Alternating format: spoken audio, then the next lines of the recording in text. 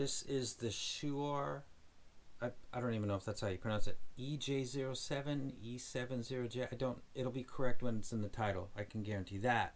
Can't guarantee that I'm giving you the correct model number. I don't know what it means. It's a tribrid. That means it's got those like E-stats. I think they call them electets now or something like that. Dynamic driver, balanced armature. So it's got three different types of, kind of like the Valkyrie, I think, and like the Roland. It's kind of the rage that's going on right now. Before I continue, I want to talk about just one thing really quick. It's about you guys actually that watch these videos. Something just occurred that proves a giant point that I've been making to sellers and to other people for quite a while. There's one level of hype. That's where some reviewers get together because they're sent for units, and they collect the positive reviews and they present that, and then it sells, and then a bunch of people buy it. And then the next level is when those people actually receive it, the cash payers, and those people start to come into like a video's comment section and say, those things are dope. I can't believe I got something like this for 30 bucks. I bought 2 of them. Another guy says I bought 3 of them. Another guy says the bass is a little bit much for jazz, but everything else sounds fantastic. And people read that stuff, the stuff that you guys write, and that's what takes something like the E.L.O and makes it what is going to be the biggest thing. And I'm using Woo Easy as an example because I can see their ranking, and I'm familiar with it because I've seen it several times. They don't send me stuff, but I've seen it. And the T2 is a kingpin, and the KZ is a kingpin, and there's stuff that I can kind of watch the influence and some of the stuff that I hype and is also sold by them. I can't see Linsole because they do Amazon. I can't see Linsole's count, so I use sometimes other sites. And the E.L.O is about, it just jumped over the T2, and it's about to take down the KZ and be the biggest ever.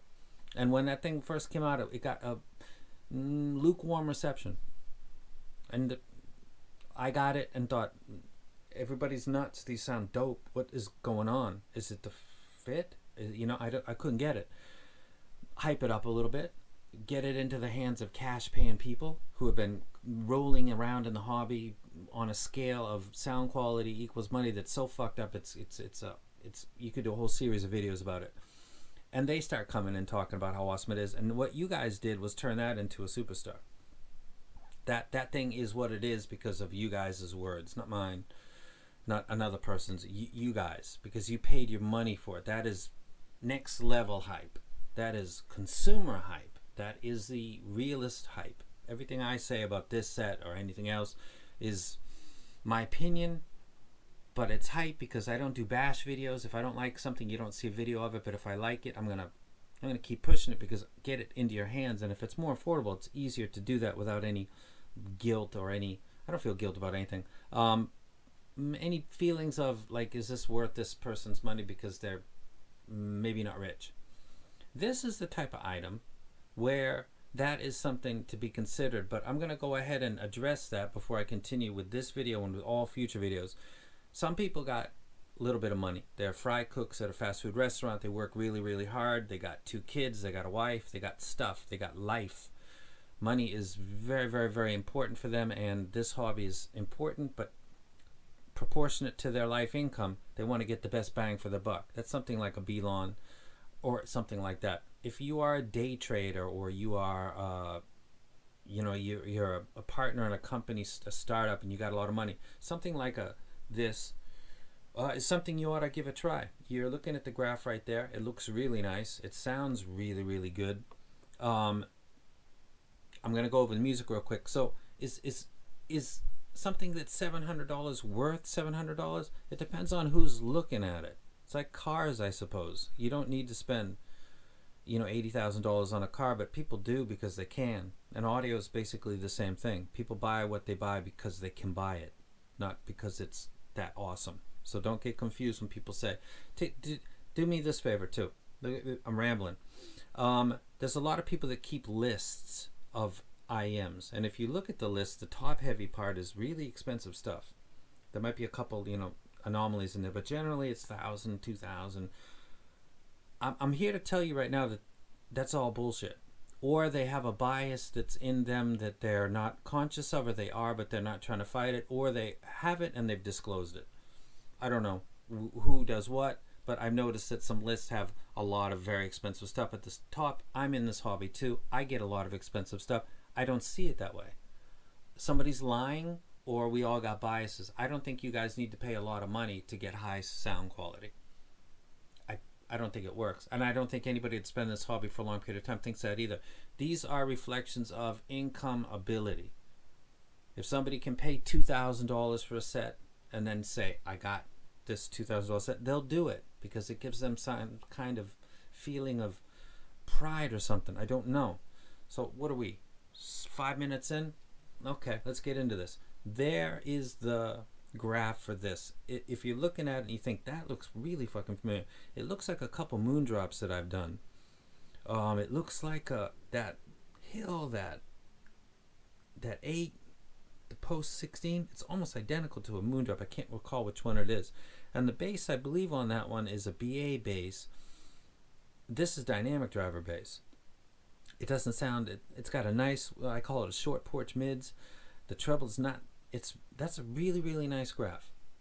I was not expecting this to look like it did, because it looks really nice, and it looks like stuff that I've been seeing a lot recently. So this is really your 2019 tuning, but that made a lot of sales.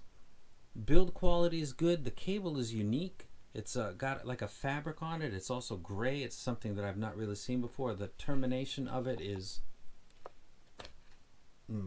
good quality. It's got a double strain relief. This is like the type of connector that you could buy yourself on AliExpress by the box. They're not expensive. So the cable is decent. The quality of the item is great. The dynamic drivers are like a gold shell. You can see the gear that they're using for the electet, or whatever the hell that's called. I just call them E-stats, but they're not actually that's what that is, because they require a lot of power. But that's you can see the configuration for that.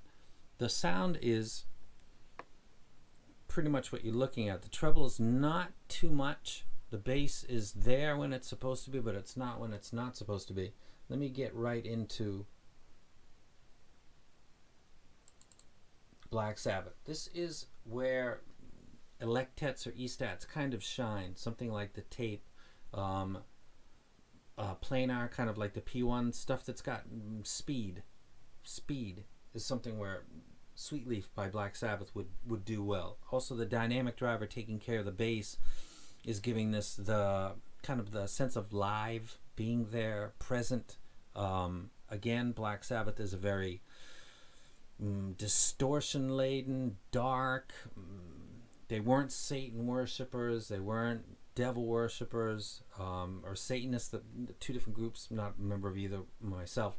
They weren't actually either, but a lot of people are drawn to them, and their album cover imagery, not this one but a couple other ones, look pretty fucking spooky. They look, and the music, you can imagine some people dressed fucked up around a fire thinking that they belong to some kind of cult listening to some Sabbath. It's that kind of mood. And a lot of dynamic only drivers don't quite do it justice, and also balanced armatures, though they're technically faster and don't suffer from the same problems that dynamic drivers do, I just don't get the same quality playback that I did like the P1s or some of the tri-brids that are coming out right now using these electet drivers.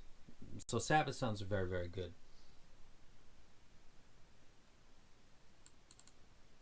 Hey, What Can I Do by Led Zeppelin. This is my new go-to for cymbal strikes.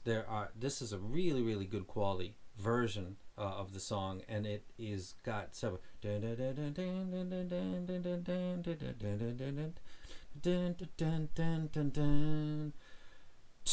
There's a bunch of cymbal strikes by John Bonham, and he's also a drummer that I'm really familiar with from my youth. I don't know, a lot of kids when they're 10, 11, 12, 13 years old take the Led Zeppelin train. They get the first album, they get the second album, they get the third album, they get Symbols, they get Houses of the Holy, Physical Graffiti, Sound Remains the Same. They just go all the way up the ladder and then get the whole collection like I did. I think I had every Led Zeppelin album by the time I was 13.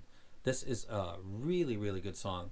The cymbal splashes sound, they're crashes. They sound really, really, really nice. Everything sounds perfect. Oh, of course they do. Not any different than the B-Lon, except the bass is a smoother transition to the mids, and it sounds like the tape kind of in a way. It's got a resolution that's coming from those drivers, which is why I think there's two things going on. I think it's like the new rage, those Electet drivers, and I think also there's people that are doing real critical listening that got really good ears that are tuning stuff and saying, you got to put a little more power into some of these, like tribrids, or using these drivers. This one also shares the same. I got to put this on high gain on the channeling up to about 60. Would you be able to run this off your phone? No way. But that's the same kind of as the Roland. I got to kind of push that. People are going to come in and say, can you compare the two? Maybe my next video will be a comparison. Recency bias. I fucking love these. So if I did that video right now, I'd take these. But the recency bias, it's a real thing. Happens with reviewers. Oh, this thing is new. It's awesome. Don't get too excited. Gets too excited anyway. This is Freebird from Lynyrd Skynyrd. One more from the road.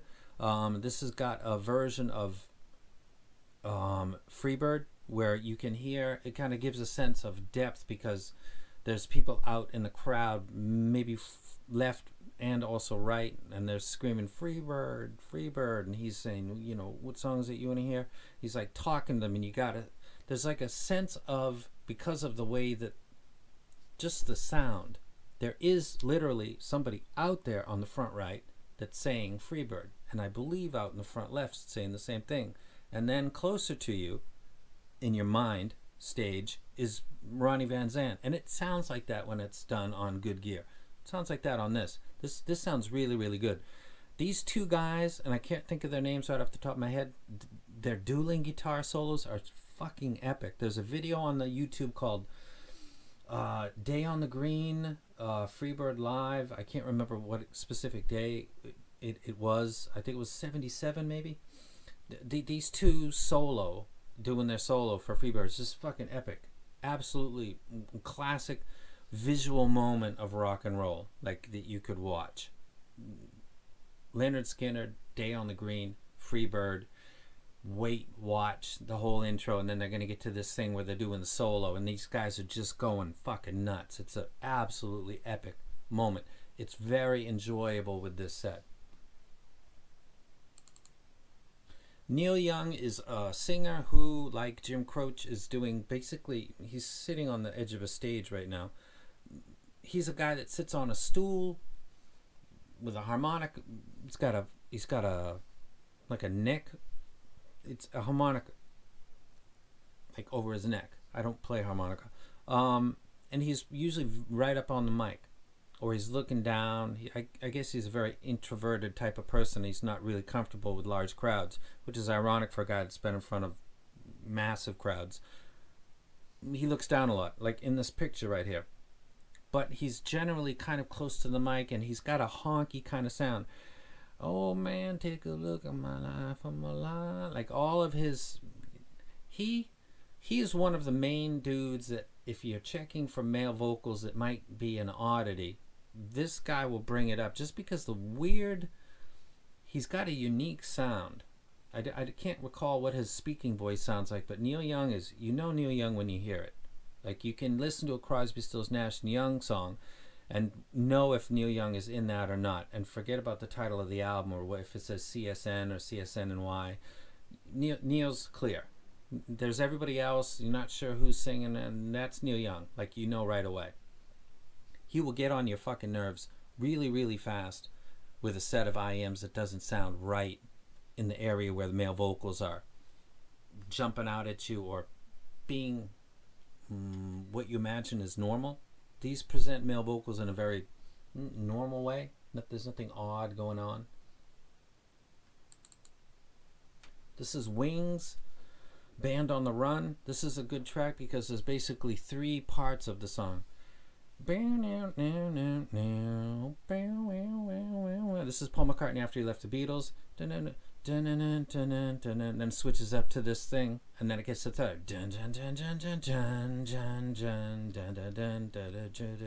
There's like three main parts of this track. And that's why I like it, because it kind of changes its pace very, very demonstratively, like, and then moves to its next part within one song. So I love it because it changes its pace within its own boundaries. So my OCD clicks on that. Sounds awesome. The strumming guitar on this sounds great. Does this set have a weak point that I've picked up? No. The stage sounds really good on Freebird. The bass sounds good on something like Tupac, which I got right up here. I start usually on this checking for bass. It looks elevated. Is it getting in the way? No. Actually, I had to turn. That's when I discovered that 65 on high gain is what I needed for this set, because I'm thinking that's not a lot of bass. I'm upping it, and I'm realizing the whole thing is kind of subdued. And then I thought, these are hard to drive. What is a hard to drive set? High gain 65 when everything else is playing like 50. I could do the Roland's actually, which is another tribrid, and is comparable at about 50. These take more. Don't know why. So this plays everything well. It plays hip hop well. It plays, folk music, kind of like Neil Young, very well. It plays rock and roll. It plays heavy metal like Black Sabbath. Is it worth the money? Depends on your job. And remember that from now going forward. The value, the trick is that people are saying sometimes stuff like mind blown, like stuff like that, about stuff that's like $1,000, $2,000, and making it seem like there's this fucking thing up here, and if you spend a lot of money, you can get this wonderful thing up here. And I'm telling you, there's nothing up there. Nothing. Just fucking bragging rights. It's a giant pissing contest. I got the $2,000 64 U12Ts or UT12s or whatever the fuck they're called. I got those. They're no big deal. They're a little weird in a way, actually. $2,000. Not worth it at all. I got the money to pay for that. Is it sonically superior? No. Nope. I think that the Legend X is something that I fell in love with because it's got 2 dynamic drivers and it's got a fucking crossover system that some people say is total bullshit. No. It's legit. That's a set that has tech that a lot of other things don't have. The problem is that the bass on that is going to get in the way of a lot of genres, and you paid $2,500 or $3,000 for it. So, yeah, no. But rare instances you'll come across stuff that has got some kind of benefit that other things don't. You don't need to pay your money up to here, and if you do it, it's because you got the money to do it. So enjoy the hobby. It's the same with DAPs. Do DAPs sound? My favorite DAP is a Calyx M. You could get it for like $500. It's slow. It's got no EQ. It's got no balance. Blah blah blah blah. It's a boss when it comes to sound quality. And that's how I know some other people that have had it, and they'd say, I love that thing, or the battery only lasts. They get into the battery, that means that they listen to it enough for the battery to become a problem, or they get an extra pack on it. So you don't need to spend a lot of money in this hobby to get a lot. But if you want to spend a lot of money, I'm going to help you find stuff that I think, based on the music that I listen to and the graphs that I'll show you, that I think is, to you and your big fat wallet, maybe worth an investment. And to the other people that got smaller money, don't sweat it. This is a bragging rights game. It's just like cars. You can get on the freeway and get from A to B just as good as somebody that paid double for what your car is. Doesn't make any fucking difference. Plays the music, plays it well, can tell the difference, A and B. Companies don't want to ever do that. Think about that for a second. I'm asking you a lot to do that. If some company could really, take a bunch of random people that didn't know what the fuck was going on and sit them down and play their fucking $2,000 earphones and then play another set that's supposedly really popular with the masses and then ask them which one they sounds better, they would do that. That's like saying burn-in makes a difference. If you could measurably demonstrate that, people would do it. We pre-burn our fucking cables and our stuff in, and then we send it to you, and we charge you extra $15 because of that. People would fucking buy it if you could show them that makes a difference. It doesn't. If you believe that, I'm happy for you. We talked about this before.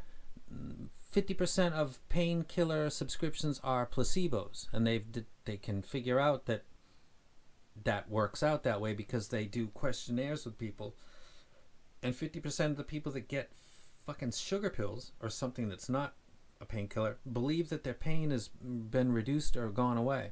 It's the power of suggestion. It's the power of your belief in your brain, whether or not burn-in, whatever the fuck, cable, different types of cables, whether you think that makes a difference is going to make it true for you. I don't believe, because of my doubting of everything in society, that stuff that costs $3,000 is automatically better than stuff that costs $100. And when I listen to music, which came before all this stuff, I'm not hearing it. So I'm doubting it. Maybe I'm making that true. I don't know. But I think that you can spend less money and enjoy the hobby as much as somebody who spends a lot of money. That's what I believe. So this is the Shuoer EJ07.